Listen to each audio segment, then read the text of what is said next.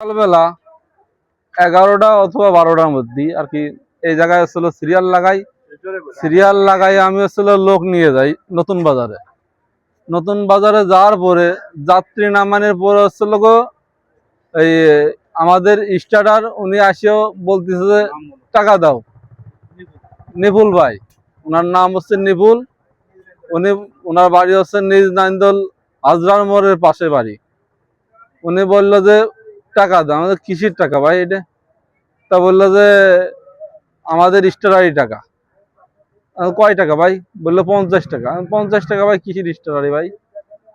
তা উনি বললো যে, আমি বললাম যে এই জায়গায় আমরা তো টেঙাখালির থেকে আসছি, আমরা তো মা গোড়াতে আমরা তো লোক নিই নি, আর লোক নিয়ে আমরা তো টেঙাখালি যাইও না, আমরা তো এই বাজার থেকে খালি টানিয়ে যাই। আমরা তো কষ্ট করে ওই জায়গার থেকে কত যাত্রী কাহাতে মিনতি করে আমরা যাত্রী উঠে নিয়ে আসি। এই জায়গায় স্টার থাকে না, কিছু থাকে না, আমরা শুধু ওই জায়গা গেলি পরে আমাদের কাছে টাকা চাই।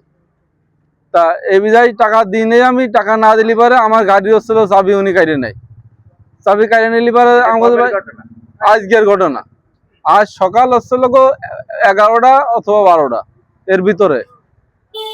তারপরে চাবি কাইরে নেই, চাবি কাইরে নিলি পরে আমি হচ্ছে আমার বড় ভাইরে জানাই। বড় ভাইরে জানালি পরে বড় ভাই হচ্ছিল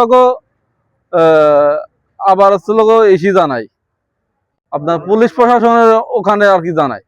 জানালি পরে পুলিশ প্রশাসন আসার পরে হচ্ছিল ওনারা তদন্ত করলি পরে চাবি যে ওই আমাদের ওই স্টার্টার চাবি ফেলাচ্ছি আর কি দৌড় মারে চলে যায়। তারপরে হচ্ছিল এই হচ্ছিল আমাদের আবার হুমকি দেয়। হুমকি দিলি পারে আমি আবার প্রশাসনে জানালি পারে প্রশাসন বললো যে তুমি হচ্ছিল একটা হচ্ছিল লেখো, জিডি করো। তা জিডি করলি বা সেই অবস্থা আমি আসলে জিডিটা করে হচ্ছিল থানায় জমা দিয়ে আসি। আমার হচ্ছিল হুমকি দেয় এর মধ্যে আরো। এই হচ্ছে বাংলাদেশে কোনো চাঁদাবাজ থাকবে না।